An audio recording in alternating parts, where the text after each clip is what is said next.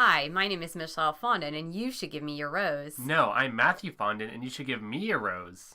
This is On a Cloud, a mother and son Bachelor podcast, and welcome to our podcast after the first episode of Becca's season. Pretty Wet and Wild. It was good. I thought it was a good ep. Yeah, it was definitely good. So please excuse us today. We are both under the weather. Very ill. Very sick. We actually spent the weekend in Boston with my other son, Jay, and the littlest one, Xavier, has a bad cold, and we all caught it. Yep, we both contracted a hepatitis A through Z. And, I don't know, whatever, swine flu. So if we cough and hack throughout the podcast, please do forgive us. It'll be a very sonically unpleasant experience for everyone listening. Man, bummer start of the episode, but finished on a pretty good note, I think. I thought overall it was a good episode, but again, ABC's cut of how they actually started the episode, kind of a downer in the beginning. Yeah, I knew it would be coming, though, to be fair. So before we jump into from the top, let's talk about our first picks for who would be our winner of the Fantasy League. The first one I picked was Camille. And Camille did get the boot at the end. We're going to talk about that. Didn't work out too well. No, so I repicked at the end of the episode Colton. So I have Colton, Lincoln, and Blake. Yeah, I picked, for my starter guy, I picked Ryan. This wasn't necessarily because he came out and did his whole banjo routine last season, since we're not really supposed to base it off clips we see. But I just like his face. He's got a good face. He looks like he'd be a long-lasting contestant. So who else did you pick? At the end, you picked Garrett, yes, right? I picked Garrett at the end because I invoked the ancient rule of dibs. And in the middle of the episode, I picked, bad boy. What's his name? Oh, yeah, the Blondie. bad boy, Jordan, yeah. So we're going to talk about Jordan a little bit. What a miserable character. Yeah. All right, well, we're going to start with the beginning. Camera pans up. ABC logo is on. Becca's sobbing. It's the last season's live ending, right? Ending basically, with the live action of her being broken up with by Ari. Some sad music plays. She looks at some photos and whatnot. And she's looking at Polaroids. Like, who has seen a Polaroid recently? Not I. Not I, said the cat. It's not cat. Then it flashes to Ari's proposal. So you've got Becca sobbing over the Polaroid photos of her and Ari that took place over the course of 2 months or 2.5 months. And then it flashes to her proposal. And from the proposal goes directly to the breakup. So you see the breakup, you see Becca blindsided by this thing coming. They show about 1.5 minutes of it. And then immediately it goes to Becca in Minnesota in the middle of the winter. Yeah, with her mom and her sister that doesn't look anything like her. Yeah, she looks totally different from Becca in every way. I mean, she's not unattractive, but she's just like, her hair is frizzy and she's ginger, right? Yeah. Which is interesting because Becca's pretty dark hair. And she's a little bit medium-sized body type, and Becca's a skinny little thing with black hair. So it's like really funny. She looks like a normal human instead of a Bachelorette contestant. Yeah. So they're talking to Becca, and they're saying, yeah, Becca, you definitely deserve better than Ari. And the clincher is... Oh, yeah. They did a crazy political move. Apparently, the mayor banned Ari from Minnesota for life, which is... Or the governor. I guess that would be the governor, right? Which is the most whack thing I've ever heard in my entire life, probably. Like, yeah, I'm not even sure how they can actually ban someone from a state, because there are no checkpoints when you cross state lines. Not to mention, he didn't break a federal law. He didn't break any law. Like, the fact that the show can hold political sway is insane in my head, but whatever. It's very, very bizarre. Yeah. Also, I feel like, okay, sure, Becca's heart was broken.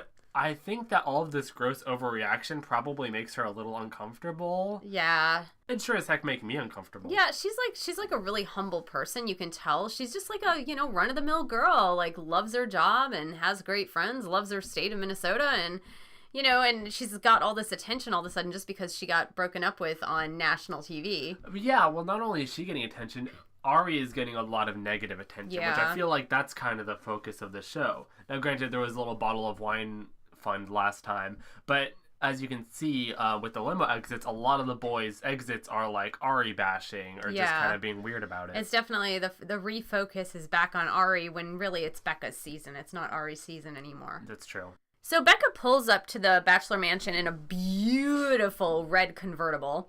I'm not really sure what kind of car it is, but she's looking all cool, like racing through the streets of whatever city, some part of Los Angeles, pulling up to the Bachelor Mansion. Yeah, and then she pulled up and... Becca walks into the Bachelor Mansion, and there are 3 ladies there sitting on the couch just waiting for her. There are ladies we've seen before. There's JoJo from season 12. Yeah, and Caitlin from season 11, and then... Rachel from season 13, last Bachelorette. And they're all engaged still, which I was really surprised. Or maybe married. I mean, for maybe JoJo or Caitlin, season 11 and 12. Like, I'm not sure. They all had the big rocks, and Becca made a comment like, well, hopefully I'll be sitting there with a big rock like you guys at the end of this season. Big rock. Yeah, and Rachel also goes hard on Ari. Oh, yeah. And swears on national television. They had to bleep her out. They did, but the subtitle still said very much what she actually said, which I enjoyed. So the weird thing that they did is they gave her the little pep talk advice, right? Yeah. As girls are wont to do. Yeah. However, they did something a little unconventional. They took out a big old bundle of white sage, and they decided to sage the mansion and sage Becca and her vagina, I believe is what Rachel said. It was so good. That was extremely, extremely good. Yeah, that was Rachel's goof. Yeah, so Mom, you're familiar with saging, I believe. Yeah, so using the hippie orientation. Yeah. So white sage is something you can use to clear away bad juju, bad energy. It's actually an American Indian tradition. And you take these bundles of white sage that, frankly, when it's burning, it kind of smells like weed. And it also kind of looks like the biggest blunt anyone's ever rolled in their lives. Exactly. So Mom has this, like, huge bundle of just grass that's half burnt lying out in the kitchen. And I'm like, well, good thing we don't have any cops in here. Yes. What you're supposed to do is, like, use the smoke from the burning sage, and you put it in every corner of the house, around the rooms, and you can also sage people as well just to get away the bad energy. So that's what the ladies decided to do for Becca, which I thought was really interesting. Yeah, Mom and I went to a yoga convention at one point because I was helping her sell some merch. And then some lady came to the bundle of sage and was like, want me to sage your tent? And the smell never went away for the rest of the day. It was kind of her, but a little unnecessary. I totally forgot that happened. That's really funny. It happened because everyone was so bored they kept walking around because there was no one there. Yeah, it was pouring rain that weekend. Yep. Anyways, so yeah, they saged the room and Becca's genitals, and then from there... So they also said something really interesting. They said for those 3 ladies, JoJo, Caitlin, and Rachel, they said they're all engaged to the guys that they gave the first impression roses to. That's true. I listened to a podcast where some statisticians came on and analyzed the statistics of the Bachelor and Bachelorette to see which contestants win, and apparently first impressions are really, really, really important on the show. Yeah. Getting those one-on-ones in early, getting the first impression rose, they're really good indicators that contestants will finish strong. Yeah, and it's really interesting. So Mathieu got the first impression rose guy. He jumped on that one. So we'll see how far he goes. We'll see how far Garrett goes, actually. It'll be interesting. But we're getting ahead of ourselves. So Becca walks out in a white, pearly, open-backed dress. It's very shimmery. It's actually prettier than I thought it looked in the pictures. There was a lot of promotional pictures with Becca wearing this actual dress. Yeah. And I didn't think it looked too flattering on her because remember in the last episode, if you haven't checked out our second episode and the first episode, do go back and listen to those. We talk about Becca's dress at the after the final rose episode. Not great. It's not a great dress. This dress is nice though. It's really nice. It's got a nice open back. It's really pearly white. It shimmers and everything, and it's super great. The first thing we see are the videos of about 5 of the contestants, I think, that come out. Yeah, half of them suck. The other half are okay. Who's the first guy again? The first guy is Clay. He is a pro football player. He seems like a nice guy. I liked Clay. Yeah. Clay seems sweet. He seems sweet. Yeah, he doesn't seem like, he just seems like He was basically like, I'm a football player, but that's not all there is to know about me. And yeah. I'm like, okay, for my intents and purposes, that's all there is to know about you. No, he seemed like a super nice guy. Like, it seems like he works really hard. Yeah, I mean, for being a football player, it seems like he takes his job seriously. He tried to emphasize his family in the video, which I can appreciate. Yeah. But, and then there's Matt's guy. Do you want to talk about Garrett? He started with the worst joke I've ever heard in my entire life. He did this, like, really bad imitation of someone from Minnesota or something. Do you I remember don't this? know. I do, but I didn't know what accent he was trying to do. It fell so flat. We just stared at the TV for 2 minutes. I thought that was his actual voice. I didn't know he was doing an impersonation. I was like, what is wrong with his voice? Was fooled by it. It was just not funny. But then he goes on, and there are 18 jump cuts of him fishing. And, which also wasn't very interesting. Kind of like being a rugged man. Yeah, I don't know. He wasn't too interesting. I liked his out of the limo gimmick, though, so, that counts for something. Yeah, the third video was Jordan, age 26, male model. Hi, villain. How's it going? Pretty good. How's your hair and fashion modeling? Oh, yeah. So basically, in this video, Jordan basically talked about himself. And how wonderful he is. And how wonderful someone would be to fall in love with him. Yeah, because he's the most wonderful person, and he's so beautiful and fashionable. Listen, I get it. There are a lot of people with large egos out there. I've never met someone with as blatant an ego as this guy, which makes me think that, it was entirely fakey fake. Yeah, we think he's probably hired by a talent agency. Oh, yeah, no question about it. But, that's fine. As far as villains go, he's pretty inoffensive. I think Lee was way, way worse last season because of, all the racial undertones and whatnot that went with his character. And who was the villain in Ari's season? Oh, they just whined a lot. There were a few villains in Ari's season, There were Crystal, Bibiana, Chelsea. Yeah, but, none of them were particularly threatening. Crystal is the main villain, but mostly irritating. She was pretty bad, though. Irritating-wise. She got a lot of screen time, but so does Jordan. Yeah, so Jordan seems to be the villain for this season, but we'll see. And that's also Matt's pick. Yeah, well, to be fair, Chelsea actually psyched us out because she looked like she was stacking up to be the villain last season, but then, Not in the first... Oh, Chelsea. Yeah. Chelsea in the first episode. But then afterwards, it was just I have kids, I deserve to win. And that was her whole character That was her arc, thing. So whatever. And then Crystal became the villain. So the next one was Lincoln. We actually met Lincoln after the final rose. Yes, he's such a sweetheart. He seems like a really, really nice guy. Just super down to earth and just a nice person overall. Right. Well, he doesn't even seem like he has any hidden agenda. He just seems like a nice guy. Yeah. Well, that doesn't sound like it'd be high praise, but honestly, with a lot of the dudes here, that is because there's a lot of showboating that happens in The Bachelorette just because the dudes are all trying to one up each other. Yeah, and so Lincoln's from Nigeria, and they talk a little bit about his family moving over from Nigeria to Los Angeles. I'm not sure what he does. They showed him working out in his video. He works out, I guess. He works out? I don't know what he does. I really don't know what he does. Half of these boys are sports players, and the other half are bankers and or models. Something. Models or bankers. Yeah. Then Joe, who didn't last, his video was portraying him liking fruits and vegetables. Joe had a strange arc that honestly I feel kind of bad about because I feel like they were kind of levying him as look, normal people get on the show too. Yeah, so he's a grocery store owner from Chicago. With the thickest Chicago accent. It was more like a Chicago Italian accent, I think. Something like that. But they showed him how he was a normal guy selling watermelons, I think, and then he decided to buy a grocery store. Yeah, which, hey, no, that's great. He's got an interesting story. I don't want to levy anything against him, but the fact that, they tried to show, hey, not crazy people can get on the show, and then he got cut instantly. Yeah. Which, sure, maybe he's not Becca's flavor. That's fine. But at the same time, could he have been a relatable character is what I'm wondering? Probably not. Not in LA. The thing is, I just think Becca, isn't she a social media manager or something? She's a marketing manager or something like that. So she has a more high profile job dealing with the media and social media. And to be with someone who's a grocery store owner, which...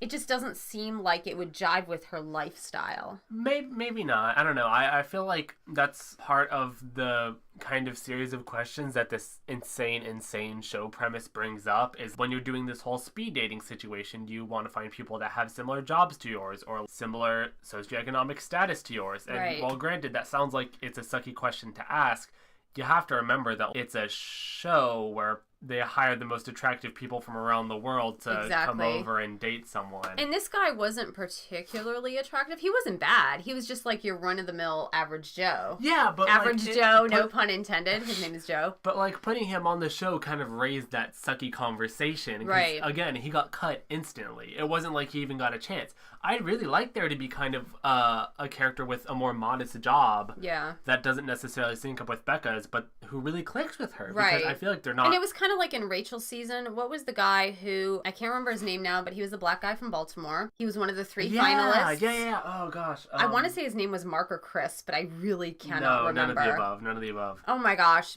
Super memorable face. It's gonna kill me. Very cute guy. Really sweet guy. But from a humble background. From a very humble background. Okay, yeah, that's a great example. I feel like he was a really, really good pull for that because he was also just, a good dude. Like he grew up in the hood and, he had to overcome a lot of difficulties, but like he made his own job in personal training and was, running up the successful ladder in that. Anyways, we're talking too long about Joe. I'm glad he got on the show, but see ya, Joe. So Jean Blanc was the next one. He's from Haiti.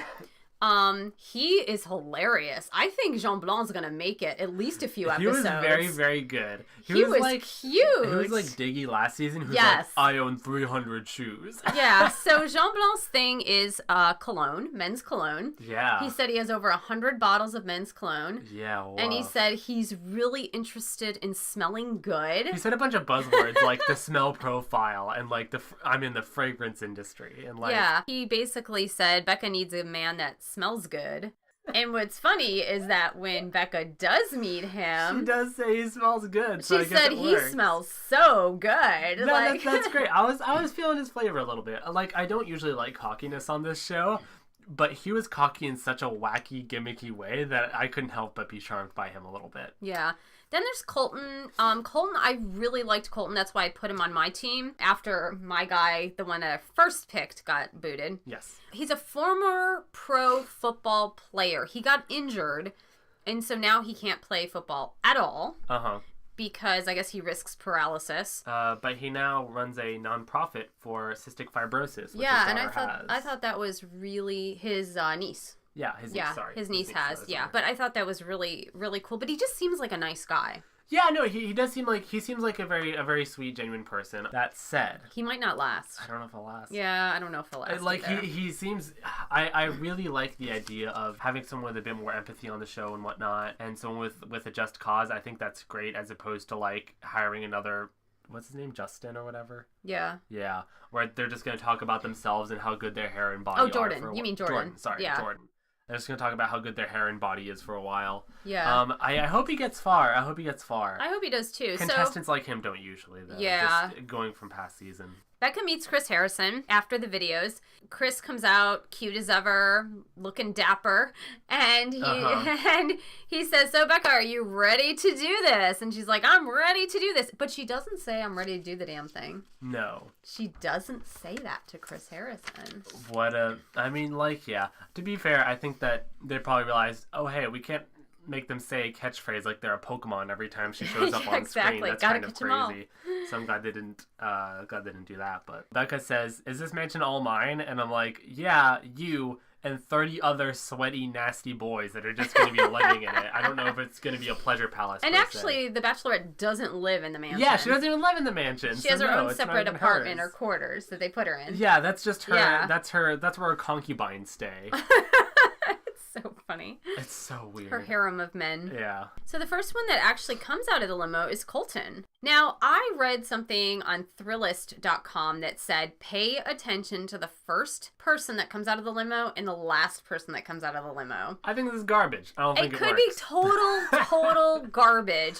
But that's one of the reasons why I picked Colton. Because he was the first one out of the limo. The way the show is edited, they tend to try to do it for maximum entertainment value. I don't see why they would try to foreshadow anything with the limo exit order. Like, it's usually like, oh, we're starting off wacky, here's the chicken man. Or like, they're starting out pretty understated. Colton comes out of the limo first. With party poppers. With party poppers. He and Becca do the party poppers together, and she thinks it's a lot of fun and says, "Can I keep this?" Which I thought, usually when they receive gifts, I think she just hands them over to a producer. Chris Harrison takes them or something. Then they get passed off stage to be added to the baby shower pile or whatever. Next, Grant comes out.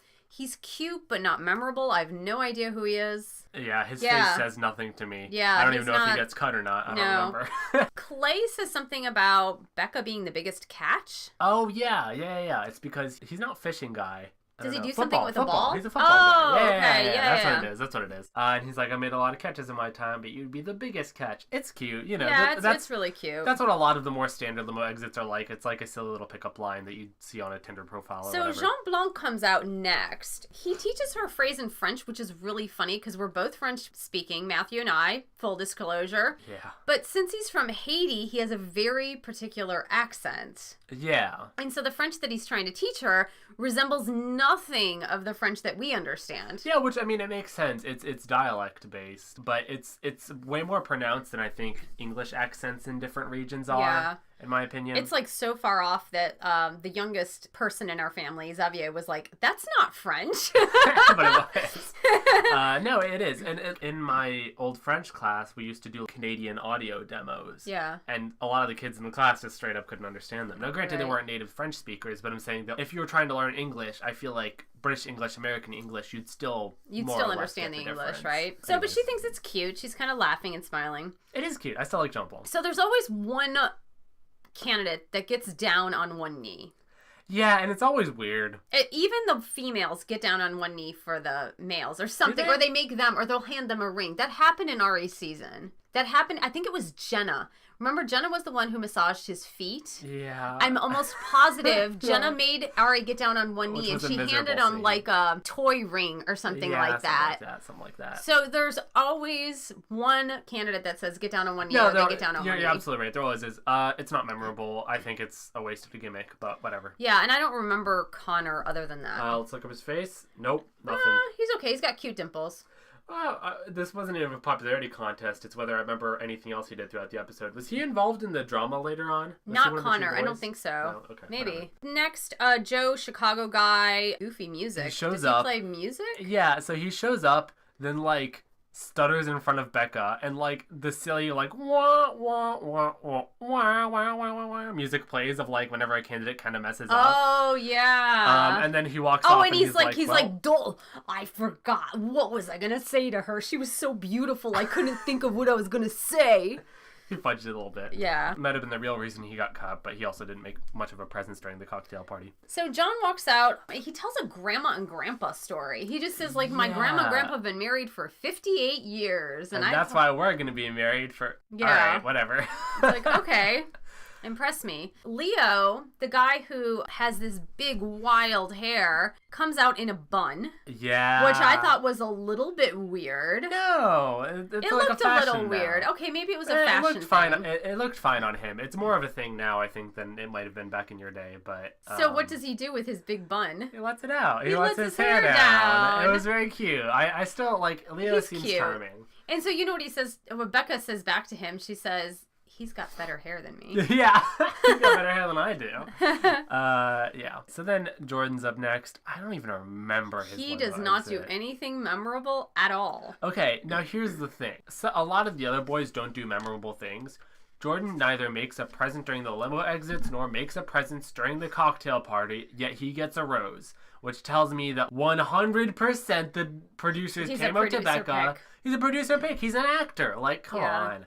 It's not a reality show. It can't be a reality show if it's not real. Like, I don't know. Yeah. Whatever. So the next three guys that come out are Ricky, Alex, and Nick. Ricky and Alex, I know nothing about them in the way of, like, they did nothing to make an impression. Yeah. Zero. Nick Ricky's came cute. out in a race suit. Now, backstory. Ari, Becca's former fiance, is a race car driver. Yeah. So Nick comes out in a race car driver suit. We predicted this last episode. And then gets undressed and says, why don't we just get rid of this race car driver's something suit? I don't know. Whatever. He says something. It was stupid. Although, back to back with that, Mike also makes a reference to her former beau by bringing out a life-sized cardboard cutout of Ari. This is insane. Bad taste. Well, first of all, he pops the cutout out of the limo before himself. He does. Like, Ari is coming out of the limo. But, like,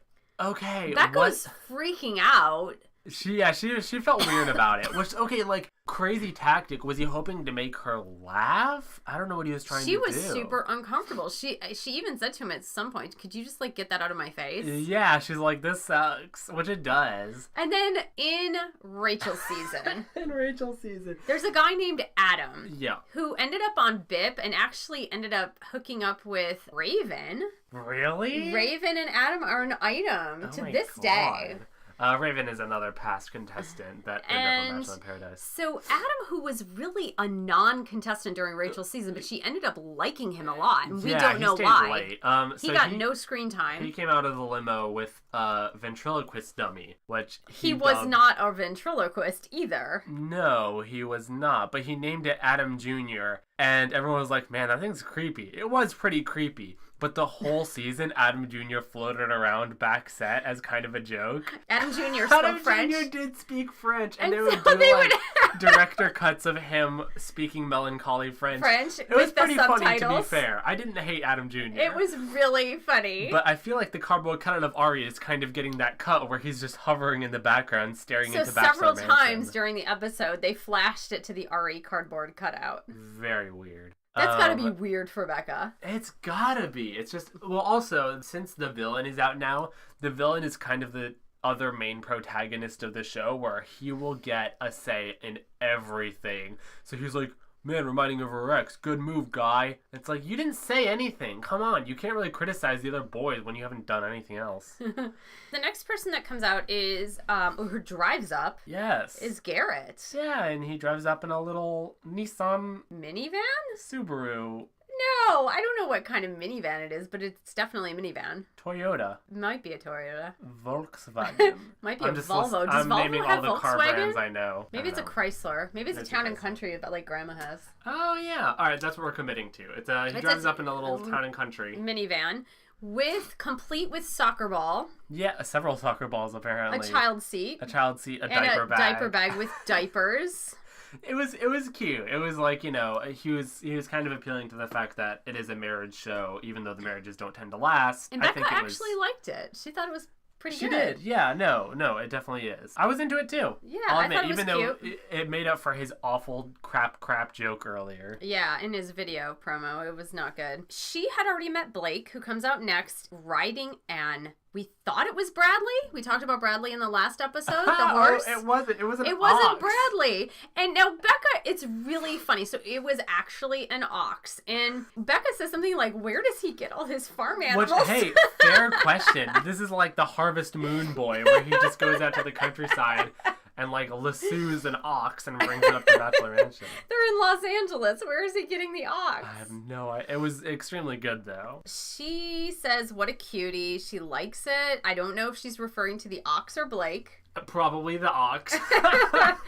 And what was his joke? He says some kind of joke about the ox. Like, I was too busy looking at the wild animal on the Bachelorette set to pay attention to his I've fallen joke. off my ox for you, or I don't know. Like he says something. He says something cheeky. Yeah. Anyways. I'm bucked for... I don't know what he says. This is buck wild. What do oxes do? I don't know. Anyways, So, she likes it. Yeah, no, she does. She's into it. Lincoln brings cake. He does, which, hey, that won my heart over. I know, it looked like pretty darn good cake, too. Good cake. So the reason why I brought up cake is because when he met her after the final rose, it was the day of his birthday. Yeah. It was his actual birthday. Uh-huh. So he said, I brought you a piece of my birthday cake. Which, that's cute. To be funny, it was like, a month and a half later? Hopefully he put that cake in the freezer. Well, or it's new cake, and he was just doing it as a fun little joke. I don't know if you have to take it at face value, but... Chase, Darius... and Ryan come out next. Chase and Darius, nothing memorable. Ryan was the banjo player. He came out and he was like, hey. And she was like, oh, hey. And then no, she said, where's your banjo? Oh, she did? Yeah. Okay. He's like, my banjo's not with me today. Yeah. And that was pretty much it. More or less. Christian comes out, or Kristan. I think his name is actually Kristan. Is it Kristan or Christian? Christian. There's a Christian and a Kristan, which I mistakenly thought they were both Christian. See, Kristan? Oh, there is. Okay. Yeah. Kristan was so unmemorable to me, I forgot who he was. So Kristen? No, Christian. Christian. We don't remember him. Sorry. Oh, what a mess. I don't remember him. Wills said he was a closet nerd. That's basically all he said. And she was like, I'm a real nerd. Jason gave her a handshake? Oh, no, he did a special handshake. A secret handshake? A secret handshake, yeah, that he does with his friends. And then my pick came out, which super cute. His name is Camille. He's from Poland. Yeah. It was weird. He said something. He stood outside the limo and he said, come here. And so she walked toward him and he said, okay, stop. And he said relationships must be 50-50, that each person meets halfway. And then he kissed her on the cheek, but then he backed up. And he said, how about 60-40? It was just like a failed joke that made him look bad and weird. And so she backs up and says, how about 60-40 my way? Yeah. And he just kind of like, and then walks into the house. And she was like, he should have walked the other way. Yeah, she was not into that. She goes 60-40. I wouldn't be either. I don't know. It's like when you first meet someone, that's an insane first impression to make. That is awful. It sucks. That just shows that you're an egotistical person. What? No, it shows that you're trying to like introduce power dynamics into your relationship from day one. What are you doing? That's so ridiculous. Whatever. Anyways, he's he out. He does not get a rose. He's out. Jake comes out next. He's from Minneapolis, and Becca was really surprised because she actually knows him. So Bachelor's done this another time too. Yeah, so with Rachel, there was a guy who... Rachel was a camp counselor when she was like 15, and there was a young boy. Oh my God, that's right! Who was like 9 at the time when she was 15. Yeah. And so she was his camp counselor, and apparently this little boy who was like in the 4th grade. They're hoping to get like an Anakin and Padme thing going. Really rambunctious though. And so she referred to him as the bad boy because he was the one who would never listen. And so now this guy shows up on her Bachelor show. Just wild. It's just wild. Why do the producers do this? It'd be like if you babysat someone and then you matched with them and like had to go on a blind date with them.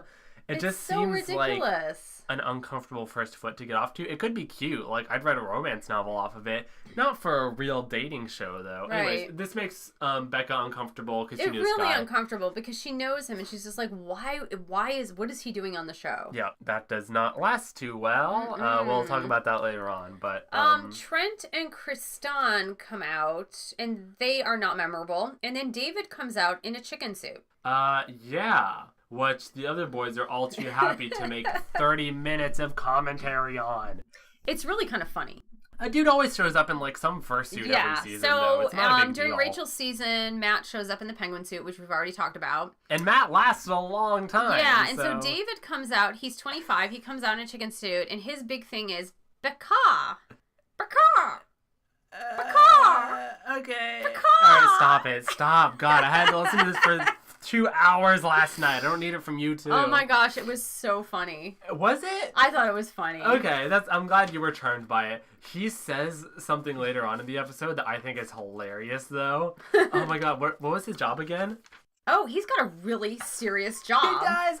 He takes like off... analyst or something like that. He takes off the... equities analyst or something. He takes off the chicken head and he's like, it's the real me. She's like, oh yeah, it's the real you. There you go. I actually get to see your head. And he's like... So I'm an equities analyst. Like no smile, nothing. Super serious job and in a serious chicken guy. costume. It killed me. It was extremely good. I think that's kind of good. Like I think David will last. Yeah, no, I do too. He seems lighthearted. He's this super serious guy with a serious job who's wearing a chicken suit. Yeah, on the show. His jokes landed. I feel like it's a good take because like honestly, if he came on and said like I'm a marketing analyst and nothing else, he'd be gone first night. Yeah. So the fact that he was able to kind of like this funner, jokier part of himself, I feel like it really did well for him. Yeah. And Jordan, by the way, just opens his mouth and vomits abuse all over this guy for his chicken costume. Yeah. What did he say? Like, I think he's getting chicken feathers in my glass of wine or something. It's just garbage. And he's... Oh, okay, anyways. So next person the last person, Chris is 30, and he's the final one. So, again, First and last, Chris is the last one to come out of the limo, and he brings a gospel choir. This is great. Okay, so, like, every year, there's always some contestant who spends, like... a ton of money. You can imagine a huge budget on some sort of gimmick. A lot of them fall flat. Yeah. So it's pretty cute. She liked it. She liked it. I liked it. I liked it, and so I think, now it was a gospel choir singing about Jesus in heaven. Something like that, right? Yeah, I think Becca did grow up Christian, from what I understand, in Minnesota. And so this would resonate with her. I mean, you got to read your audience. If she grew up Jewish, a gospel choir might not be very effective. She'd probably still enjoy a gospel choir. Maybe. I don't know. If you I don't know. I didn't think of that, this is but just, maybe. Like, if I hold a radio over my head and play The Fray outside of your window, are you just going to come down and, like, jump into my arms? Not exactly. Oh, yeah, no. She liked it. Yeah, she liked it, but I feel like anyone liked it. And I think the guys were really super impressed that some other guys spent so much money on a 12-piece choir. 12-person gospel choir. However many suits the boys... So, okay, I made this statement last time that the Bachelor contestants that are all female tend to be kind of catty, and the male Bachelor contestants tend to be kind of fighty and very, either, like, chummy or overly aggressive to each other. Or being, like, macho. This first episode completely inverts that trope totally. The men do nothing but talk about each other's clothes. Yeah. So they have a cut to them talking about each other's loafers and shoes. And like, oh, so I've got my gray suit, and that guy's wearing loafers with no socks. What is this? What is this? Clown Town? They sound like Job from Arrested Development. I know. It's just crazy. It's really funny how they're all talking about, like, look at that tie. You've got a nice tie. I've got a nice tie. There's this one. Well, Jordan says Becca looks like a tall glass of champagne in her dress. Credit to him, she does, but he says it in the creepiest way it's humanly possible. He's like, I'd like to take a drink of that, or something like that. I know, it's really bad. She looks so delicious. What are you talking about? So instead of, have sex with a glass of champagne, Jordan?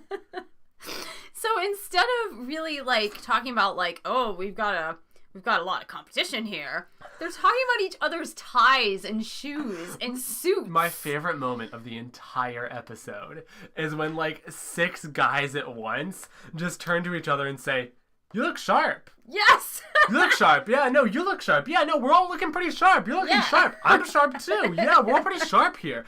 It was the wild. It was like a flock of penguins just turning around, squawking in different directions. It was the least lucid moment of the entire night. Oh my gosh, it was so funny. So remember I said about the first. So Connor, the first out of the limo, steals Becca first. Yeah, within like a minute of her arriving. She makes a toast, and then like immediately Connor jumps in and says, "Can I steal you?" Yep. He popped champagne, really, with a knife, but then he drinks it out of the bottle first. Which what kind of protocol is that? Not great, I will admit. But I did think that he maybe wanted to establish, like, hey, we're doing this casual style, instead of she'd be, like, looking for glasses and it would waste time together. Maybe he was just trying to set a precedent. I do agree with you, though, that, like, wouldn't you, like, want to, like... courtship-wise, you'd probably pass it first, yeah. It, like, goes to the girl first, not to you. Come on. I don't know. I'm old school. Maybe. So Clay steals her second, and he plays Clay with her. That was cute. I liked that. It was really cute. And he says, okay, you make a Clay me, and I'll make a Clay you. Yeah, which I appreciated. He was like, you might not remember my name. I'll make it easy for you. Which, like, hey, it worked. I remember Clay's name perfectly, and his face, too, now. Yeah. He was cute. I like Clay a lot. Yeah, they both make very bad little Play-Doh figures. Yeah. Blake is the third one. He's from Denver. He's the one with the ox and the horse. Okay. Many animals. He's from Denver. He said he got out of a relationship abruptly, and so he was just there to find love. And I guess they both said, like, I've got a lot of love to give. And she says, I have a lot of love to give, too. I thought that if I could give love to in a bad relationship, then how much more love could I give in a good relationship? That was nice. I like that line. And they really seemed to click a lot. They did. Yeah, no, she was saying the whole time how much they were clicking in their conversation. Yeah. He's still a walking barnyard to me, but hopefully he'll make more of an impression later on in the season. I'm not sure if Becca would leave her home in Minnesota to go to Denver to live on a farm, but... Yeah. Who knows? Anything is possible. Did you write down the dunk? Yeah, I don't know who that was, though. I can't remember I know who it was. It was, who was it? Kristen. Oh, Kristan. Is it Kristan? The black guy? Yeah, I guess so. Yeah, so Kristan's the black dude, and he's a one former... of many. He's a former Harlem Globetrotter. Okay, what I was going to say is that he's the black dude who is the former Harlem Globetrotter. Yes. Yes. I think all the Harlem Globetrotters. Maybe. But he's no eyes. Yeah, when he smiles, eyes. He smiles, like, you can't see his eyes. Yeah, he basically takes her out to the court for a little basketball. There's this weird Phantom Zone effect on the first night where there are so many men in the house and they all want time with Becca. So in any given scene, they all loom in the background and stare at her. It's very funny. It's so weird to look at. It's really weird. So she's trying to play basketball with Kristan, and there's just these eyes poking out of the tree line. Like they're watching a herd of wildebeest waiting to pick off a sick one. It's really weird. It is really. So then at one point she just says, "Okay, guys, come on. Do y'all want to play basketball?" Yeah, so then they'll hop in and play basketball. Yeah, they all he shoot dunks hoops. over her and she's head, actually pretty good. I saw her shooting a hoop. Really? Oh, yeah. Not bad. She knows how to play. Lincoln sits with her by the fireplace and gives her a bracelet from Nigeria. And it was really nice. It was really nice. And then Jordan says something crappy about it, which he does? Yeah, he was like, some of the boys here just got nothing to give. And I'm like, my whatever. gosh. That was sweet. Shut up. Again, he doesn't even try to talk with her the whole time. The traditional thing in the first episode for the first impression rose that always shows up is Chris Harrison comes with the plate, the silver platter, or whatever platter, with the first impression rose. Yeah, and then he drops it on the table. Yeah, just sets it down on the table. And so then... just kind of let the testosterone simmer all in the group room. of men that are sitting at that table or around the table, they all just stare at it and going, maybe it's gonna be me. Maybe it's gonna be me. Yeah, Do you think it's gonna be me? Oh, also, we did get the traditional, gosh, there's a lot of boys in this house, huh? Yeah. We should stop the limos now. Just stop bringing them up. There's enough boys here. Yeah. They do that. They were like, how many are time. in this house? 11? Oh, maybe we should stop now. And I just think it's so funny because in advance, they kind of know how big the cast is. Yeah. Not to mention, like, you're going to be going up against other dudes. You can't be like, man, what's with all these men? Like, hi, you're on a show with only men and one woman. Right. Anyways. And so many of you have to get eliminated each episode. Yeah. For the first impression rose. Oh, no, before the first impression rose, there's some drama that happens. Yeah, there's some weird light drama. Did both of these dudes get eliminated? No, just one. So apparently one guy got a warning text from this other guy's ex-girlfriend that he's trashy and no good or whatever. So then he tells the other guy, and then the other guy tells... I want to say it was Chase, and... Oh yeah, is Chase here for the right reasons, I wrote down? So it's Chase and some other guy. I think it's Connor. Oh, really? Okay. He confronts Becca and then says, I just want to let you know that I got a text, or this other dude got a text, and it won't be a problem. Then Becca confronts the second dude. Chase, yeah. It's like 19 minutes spent on a scene that didn't add up to very much. Yeah, so basically the girl said in the text, the ex-girlfriend, who wasn't really an ex-girlfriend, just somebody he dated, for a very short time, said, like, I don't think Chase is here for the right reasons, and Becca was like, well... or I don't know any of you, and I don't know what this text said, so how am I supposed to make a judgment call? Yeah, exactly. I just met you guys 5 minutes ago. So she does cut both of them, right? No, she cuts one. She cuts one, okay. Yeah. Which I respect her for. I respect the fact that, she's not really having... I think she ends up cutting Chase, from what I'm not... She's not having any part of the drama. But before the first impression rose, she actually, as soon as she gets done with the whole Chase and Connor thing... Yeah. She says, there's something that I don't feel right about... And she goes and grabs Jake. Yup, and then she tells Jake, we've hung out before back in our real lives, and you never expressed interest in me before, so... I need you to go home. Well, basically, yeah. Yeah, and he really resists. He really resists. It's really kind of bizarre how he resists. He gives her a little spiel. So the show, when it says not for the right reasons, that's code for basically, you're on The Bachelorette because you want to be on TV. You want your 15 minutes of fame. Right. Or, like, to promote your business. People get rich off this show. And, like, that's a really good PR boost if you can get onto it. Whether you're a villain or the contestant winner. Yeah, I'm with Becca on both of these cuts. I didn't really care for this side plot, whatever. Yeah, and so she just said, I'm here to find love. you're not the person. I know this already. I've seen you several times. And he keeps insisting that he only remembers meeting her once. Which, case in point, that doesn't even help his case. Definitely not. Oh, you're so not memorable, Becca, that I only remember meeting you once. Exactly. Yeah, no, it's pretty crazy. So she gives him the boot, and he goes Not to home. mention the fact that, like, okay, both he and the dude on Rachel's season, the way they levied themselves was, I used to know you. Yeah. I've changed. I used to know you. Right. And it's like, bring something else to the table. How about, like, show how you've changed, or, like, introduce yourself as a person. Don't just be this, like, relic of their past that you want to bring up again. Like, no, I think Becca did the right thing. God, had she kept him, like, it would have just been agony. Yeah, anyways. Like, if she had to go on a date with him, That would have sucked. Anyway, she gives the first impression rose to Garrett. She pulls him aside and she just said, I really was impressed by you and everything that you've done so far, everything this evening. And then we get a little lip-on-lip action. We get the first smooching action of the night.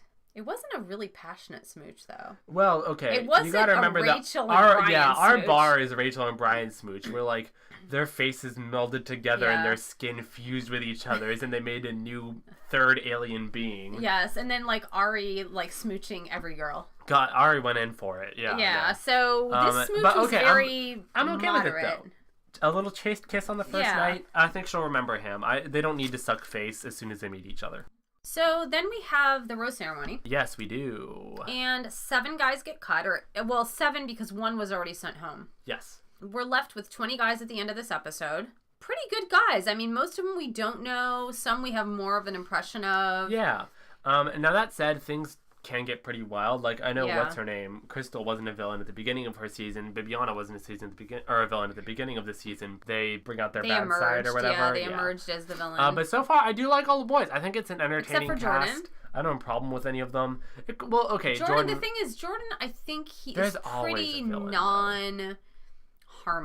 Yeah, no, he's very non-threatening so far. Yeah, he's non-threatening. He's just like just kind of irritating, but like, you know, a little egocentric. I'm fine with it. Honestly, Yeah. I think the villain is an evil that if dumbed down to the way that Jordan is, I can accept. So after this, we get the murder promo, and I call it the murder promo because there's one of these every season where, like, hey, it's the Bachelorette, she's having fun, they're in China, oh look, they're surfing together, she's having fun with the boys, she's kissing on the boys, she's in love with them. Yeah, you see her kissing like 5 different boys and falling in love with like 10 different boys. Bum bum, blood, yeah. Bum bum.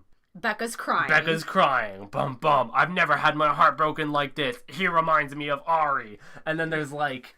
Then there's an ambulance. An ambulance that drives away. And then some guy strapped to a gurney. A guy strapped to a gurney. Like bleeding everywhere.